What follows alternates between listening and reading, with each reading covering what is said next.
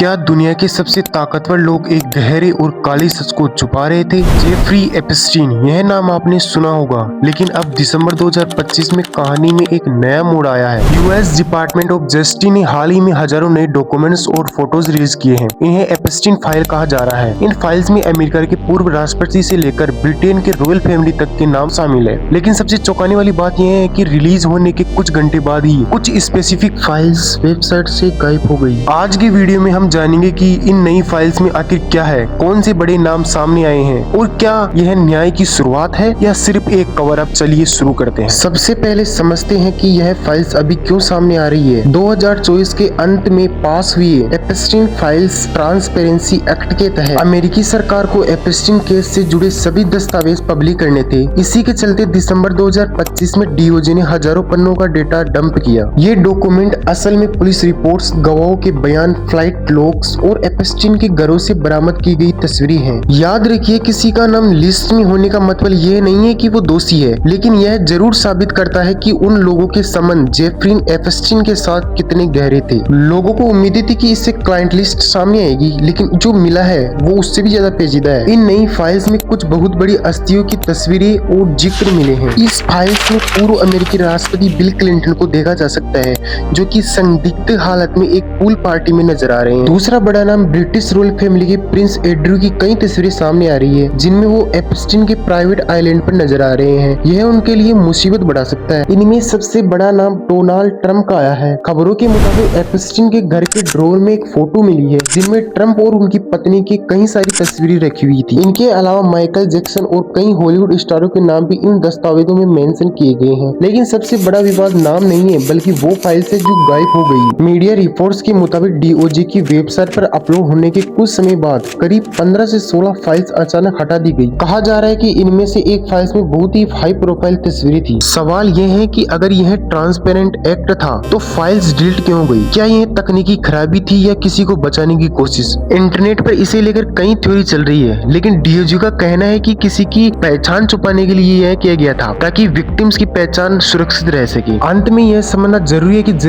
Epstein का case सिर्फ celebrity के गॉसिप के बारे में नहीं है, यह उन सैकड़ों लड़कियों और विक्टिम्स के बारे में है जिन्हें सिस्टम ने फेल कर दिया। यह फाइल्स हमें बताती है कि पैसा और पावर कैसे कानून को अपनी मुट्ठी में रख सकता है। अभी और भी खुलासे होने बाकी है। हमारे देश इंडिया में प्राइम मिनिस्टर और कई बड़े उद्योगपतियों का नाम सामने आ रहा है। जो एप्स्टीन फाइलों में आपके मंत्री महोदय के नाम निकल आए हैं, उसकी चर्चा करेंगे।